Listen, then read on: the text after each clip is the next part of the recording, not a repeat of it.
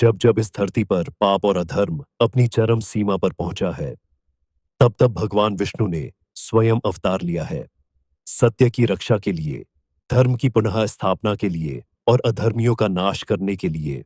और ऐसा ही होगा कलयुग के अंत में, जब पाप का घड़ा पूरी तरह भर जाएगा। तब भगवान विष्णु अपने 10वें अवतार कल्कि के रूप में इस धरती पर अवतरित होंगे। लेकिन क्या आपको पता है कि भगवान कल्कि के आगमन के संकेत पहले से ही इस धरती पर मौजूद है? 4 दिव्य प्रमाण जो इस महायुग परिवर्तन की ओर इशारा करते हैं। तो आइए जानते हैं उन रहस्यमयी संकेतों के बारे में। पहला प्रमाण, सुदर्शन चक्र की वापसी। जब महाभारत युद्ध समाप्त हुआ और भगवान श्री कृष्ण ने अपना देह त्याग दिया, तब उनका दिव्य अस्त्र सुदर्शन चक्र स्वयं पृथ्वी के गर्भ में समाहित हो गया। शास्त्रों में लिखा है कि जब कल्कि अवतार इस धरती पर आएंगे, तो यही सुदर्शन चक्र धरती को चीरकर पुनः प्रकट होगा और भगवान कल्कि इसे धारण करेंगे। लेकिन सवाल यह है कि भगवान कल्कि इस चक्र और अस्त्रों का प्रयोग कैसे करेंगे? दूसरा प्रमाण, भगवान परशुराम का आशीर्वाद। इस रहस्य का उत्तर छुपा है भगवान परशुराम में, जो आज भी इस धरती पर जीवित है।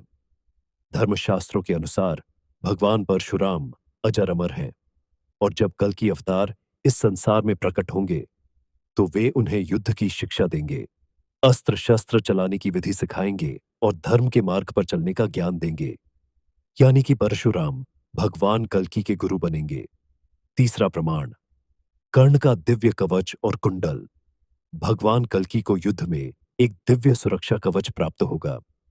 यह कोई साधारण कवच नहीं होगा, बल्कि वही अमोघ कवच और कुंडल होंगे जो कभी महान योद्धा कर्ण धारण करते थे।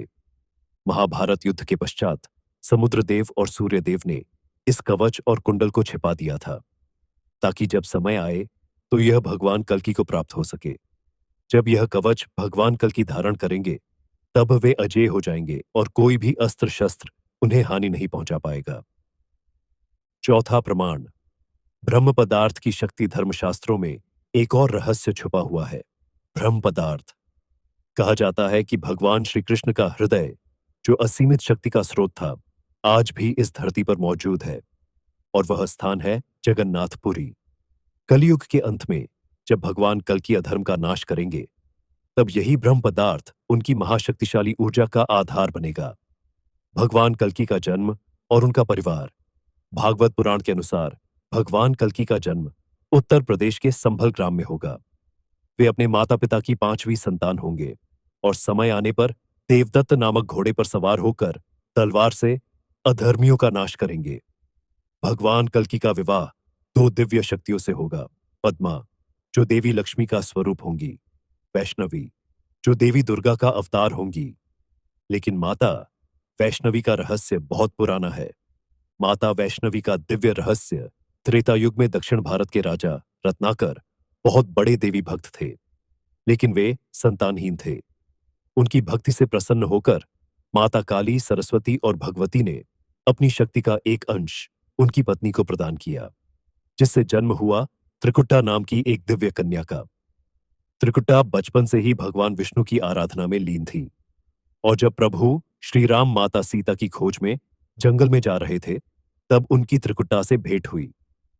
त्रिकुटा ने भगवान राम से विनती की कि वे उनके पति बने, लेकिन भगवान राम ने कहा, यह युग मेरे धर्म पालन का है, लेकिन कलयुग में मैं तुम्हारे पास कल्कि अवतार के रूप में आऊंगा, और तब तुम मेरी अर्धांगिनी बनोगी। यह कहकर भगवान राम वहां से चले गए। इसके बाद त्रिकुटा ने घोर तपस्या की और अंततः 3 मुखों वाली पिंडी के रूप में समाहित हो गईं। आज वे माता वैष्णो देवी के रूप में पूजी जाती हैं। भगवान कल्कि के 4 पुत्र। शास्त्रों के अनुसार भगवान कल्कि के 4 पुत्र होंगे, जय विजय, मेघपाल, पलाहक। ये सभी योद्धा होंगे जो अपने पिता के साथ धर्म युद्ध में भाग लेंगे और पापियों का संहार करेंगे। कलयुग का अंत और सतयुग की पुनः स्थापना। जब भगवान कल्कि का धर्म युद्ध समाप्त होगा और अधर्मियों का नाश हो जाएगा, तब सतयुग का पुनः प्रारंभ होगा। मानवता फिर से धर्म और सत्य के मार्ग पर चलेगी।